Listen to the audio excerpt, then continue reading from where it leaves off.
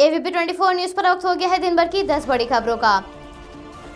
भारत के प्रधानमंत्री ने पुणे, अहमदाबाद और हैदराबाद में कोरोना महामारी के इलाज के लिए विकसित किए जा रहे टीके से जुड़े कार्यों की समीक्षा की। प्रधानमंत्री के पीएमओ द्वारा समीक्षा की जानकारी ट्विटर के जरिए साझा की गई थी। इसके लिए प्रधानमंत्री ने 3 प्रयोगशालाओं का दौरा किया। प्रधानमंत्री सबसे पहले अहमदाबाद पहुंचे, जहां उन्होंने जाइडस कैडिला के प्लांट में जाकर समीक्षा की।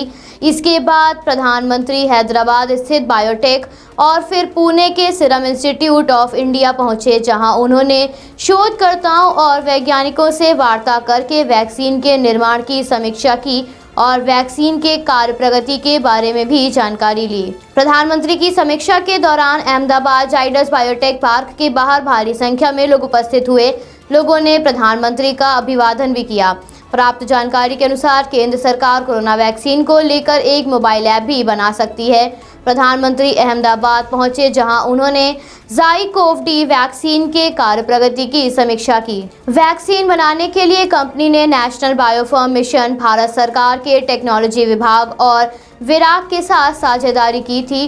कंपनी की वैक्सीन अगले साल मार्च के महीने तक इस्तेमाल के लिए आने की आशंका जताई जा रही है। इस वैक्सीन का पहला चरण का ट्रायल पूर्ण हो चुका है और दूसरा चरण प्रारंभ हो गया है। दिल्ली में पंजाब और हरियाणा के किसानों द्वारा किए जा रहे विरोध प्रदर्शन पर कांग्रेस नेता राहुल गांधी ने मोदी सरकार पर ट्विटर के जरिए निशाना साधते हुए एक तस्वीर साझा की।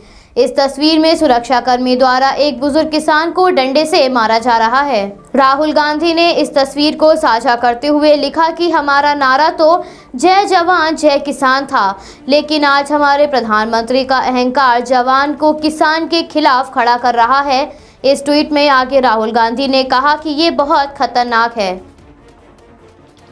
कृषि कानून के विरोध में पंजाब और हरियाणा के किसानों का विरोध प्रदर्शन तीसरे दिन भी जारी है।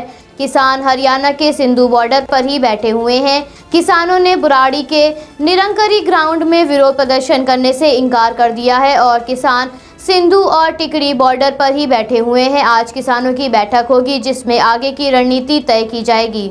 इस बैठक में ये तय किया जाएगा कि विरोध प्रदर्शन को सिंधु बॉर्डर पर ही जारी रखना है या फिर निरंकरी ग्राउंड की तरफ प्रस्थान करना है।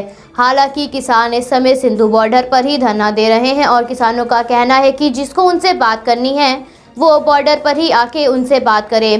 पंजाब के फतेहगढ़ साहिबा के किसान भी भारी संख्या में दिल्ली की ओर कूच कर रहे हैं। पंजाब, हरियाणा और राजस्थान के किसानों के विरोध प्रदर्शन के बाद अब उत्तर प्रदेश के किसान संगठनों ने भी इस कानून के विरोध में प्रदर्शन शुरू कर दिया है।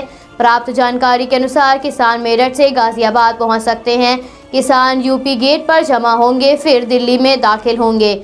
वहीं हापुड़ रोड और एलएलटी रोड से होकर जिले के किसान भी इस प्रदर्शन में शामिल होंगे, जिसके मद्देनजर मेरठ रोड और हापुड़ रोड पर यातायात बाधित होगा। गाजियाबाद के एसपी ट्रैफिक के अनुसार फिलहाल तो कोई डायवर्जन नहीं हुआ है, लेकिन किसानों के प्रदर्शन को देखते हुए डायवर्जन होने की आशंका है।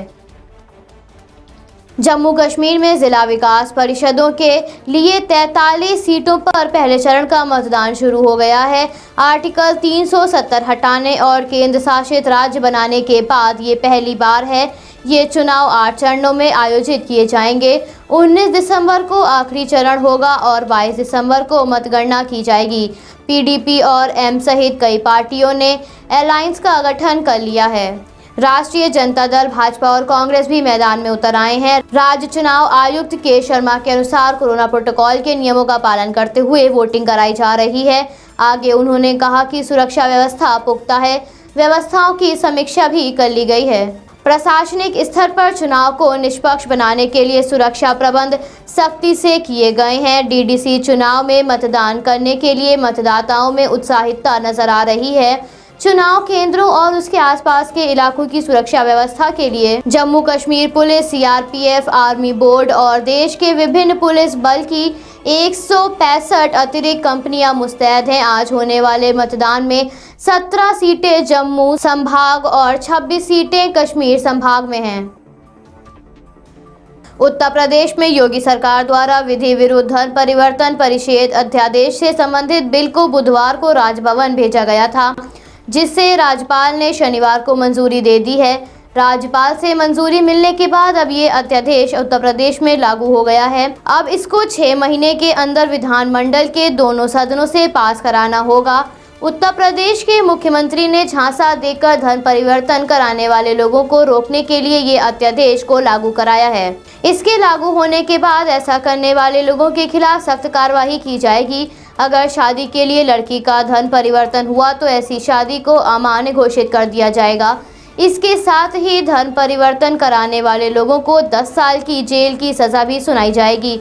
इस आदेश के लागू होने के बाद ये अपराध गैर जमानती होगा। दिल्ली में बढ़ते हुए कोरोना संक्रमण के मद्देनजर संक्रमण को नियंत्रण में करने के लिए योजनाओं में परिवर्तन किया गया है।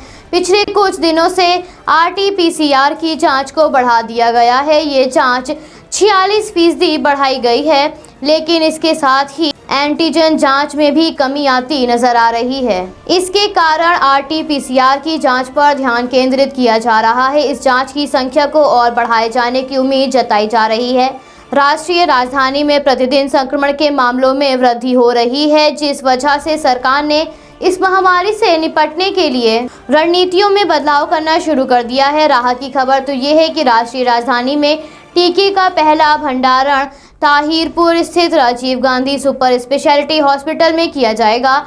इसकी तैयारियों में लगभग 15 दिन का समय लग सकता है। हालांकि इस बात का भी दावा किया गया है कि दिल्ली में जब भी टीका उपलब्ध होगा तो कुछ सप्ताह के अंदर सभी दिल्ली वासियों का टीकाकरण कर दिया जाएगा। प्राप्त जानकारी के अनुसार अस्पताल की मेन बिल्डिंग से अलग एक यूटिलिटी ब्लॉक में टीके की स्टोरेज फैसिलिटी उपलब्ध कराई गई है।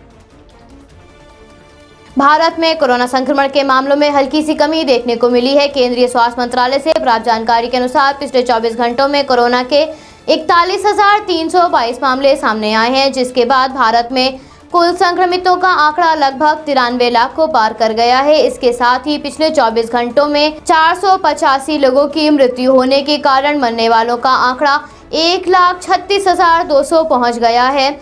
41,452 लोगों ने इस महामारी को मात दी है, जिससे कोरोना से स्वस्थ होने वालों का आंकड़ा लगभग 87 लाख के पार पहुंच गया है। इस समय देश में एक्टिव केसेस की संख्या 4,54,940 है। दुनिया में कोरोना संक्रमितों का आंकड़ा 6,19,64,890 पहुंच गया है और संक्रमण के कारण अब तक पूरी दुनिया में 14,48,285 लोगों की मौत हो चुकी है। हरियाणा में कोरोना के बढ़ते हुए मामलों के मद्देनजर निजी स्कूलों को बंद रखने का फैसला लिया गया है। सरकार ने कहा कि आज इस संबंध में अंतिम निर्णय लिया जाएगा। शिक्षा मंत्री कंवरपाल ने कहा कि आज इस मुद्दे पर बैठक की जाएगी। 1 दिसंबर से 9वीं और 12वीं कक्षा के छात्रों के लिए स्कूल खोले जाने को लेकर शिक्षा निदेशालय ने सरकार को पत्र लिखकर दिशा निर्देश मांगे हैं। इसके साथ ही निदेशालय ने विभिन्न जिलों में तैनात किए गए अधिकारियों से भी स्कूल खोले जाने के संबंध में रिपोर्ट देने को कहा है। इसके साथ ही स्कूलों को बंद रखने का सुझाव भी दिया गया है। हालांकि इस समय संक्रमण के बढ़ते हुए खतरे के मद्देनजर 30 नवंबर तक सभी स्कूल बंद किए गए हैं। शिक्षा मंत्री कंवरपाल ने कहा कि स्थिति का जायजा लेकर ये निर्णय लिया जाएगा। हरियाणा में कोरोना के प्रतिदिन 2000 से भी ज्यादा मामले सामने आ रहे हैं, इसलिए सरकार फिर से स्कूल खोले जाने को लेकर उचित दिशा निर्देश जारी किए जाने पर जोर दे रही है। सरकार द्वारा जारी किए गए दिशा निर्देशों के अनुसार ही जिला शिक्षा अधिकारियों को आगे आदेश मिल सकेंगे। कोरोना संक्रमण का कहर दिन पर दिन गहराता जा रहा है। संक्रमण के लिए बनाए जा रहे वैक्सीन के निर्माण की समीक्षा के लिए 4 दिसंबर को 100 देशों के राजदूत भारत की company serum institute of India का दौरा करेंगे। इसके उत्पादन की तैयारियों को भी राजदूत देखेंगे। भारत के प्रधानमंत्री ने भी आज वैक्सीन के निर्माण की समीक्षा की। राजदूतों के भारत आने से पहले प्रधानमंत्री का ये दौरा बहुत अहम माना जा रहा है। पुणे के डिविजनल कमिश्नर सौरभ राव के अनुसार दूतों को पहले 27 नवंबर को आना था, लेकिन विभिन्न कारणों के मद्देनजर तारीख को आगे बढ़ाते हुए इसे 4 दिसंबर किया गया है। राजदूत भारत में वैक्सीन के निर्माण और इसके वितरण की समीक्षा करेंगे। शुक्रवार को सेशेल्स के राष्ट्रपति को आश्वासन देते हुए भारत के विदेश मंत्री एस जयशंकर ने कहा कि कोरोना महामारी के खिलाफ लड़ाई में भारत की विशेष प्राथमिकता में उनका देश भी शामिल है। दोनों नेताओं ने करीबी सुरक्षा के साथ साथ द्विपक्षीय रिश्तों और मजबूत बनाने के अलावा विभिन्न मुद्दों पर विचार विमर्श किया।